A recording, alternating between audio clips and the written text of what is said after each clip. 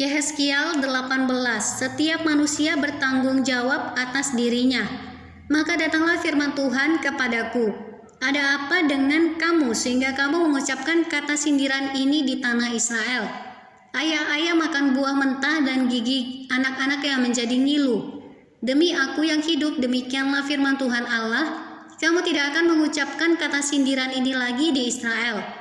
Sungguh semua jiwa aku punya, baik jiwa ayah maupun jiwa anak aku punya. Dan orang yang berbuat dosa itu yang harus mati.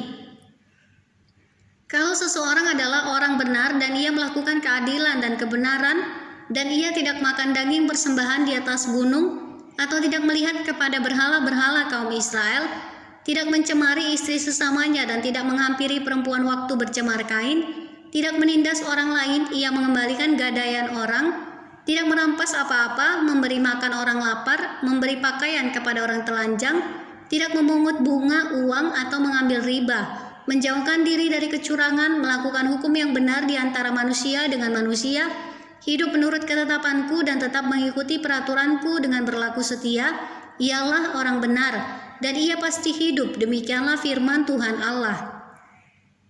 Tetapi kalau ia melahirkan seorang anak yang menjadi perampok dan yang suka menumpahkan darah atau melakukan salah satu dari hal-hal itu, walaupun ayah tidak melakukan satu pun, juga makan daging persembahan di atas gunung dan mencemari istri sesamanya, menindas orang sengsara dan miskin, merampas, tidak mengembalikan gadaian orang, melihat kepada berhala-berhala dan melakukan kekejian, memungut bunga uang dan mengambil riba, orang yang demikian tidak akan hidup. Segala kekejian ini dilakukannya, ia harus mati. Darahnya tertimpa kepadanya sendiri.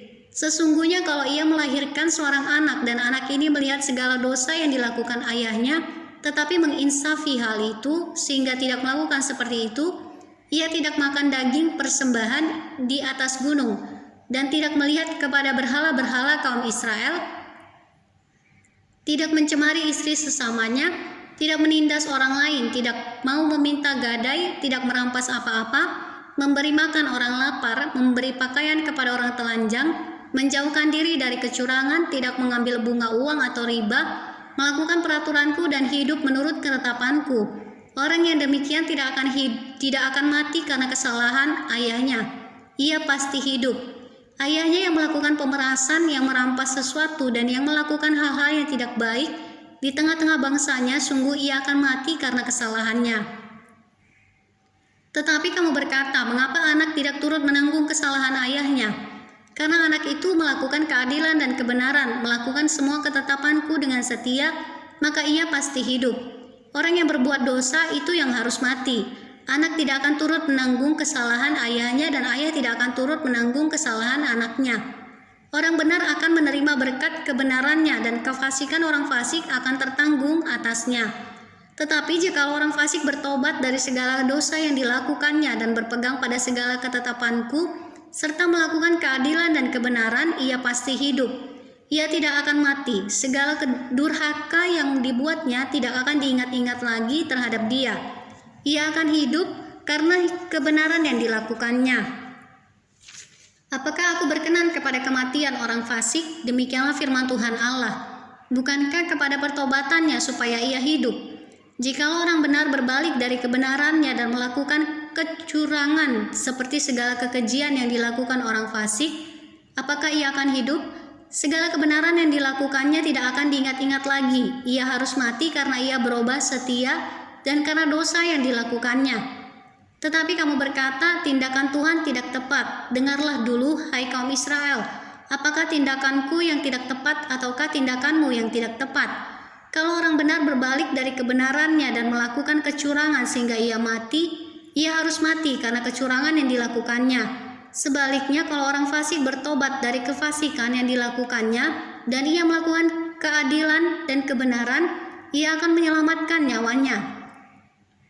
Ia insaf dan bertobat dari segala durhaka yang dibuatnya, ia pasti hidup. Ia tidak akan mati. Tetapi kaum Israel berkata, tindakan Tuhan tidak tepat. Apakah tindakanku yang tidak tepat, hai kaum Israel? Ataukah tindakanmu yang tidak tepat? Oleh karena itu aku akan menghukum kamu masing-masing menurut tindakannya.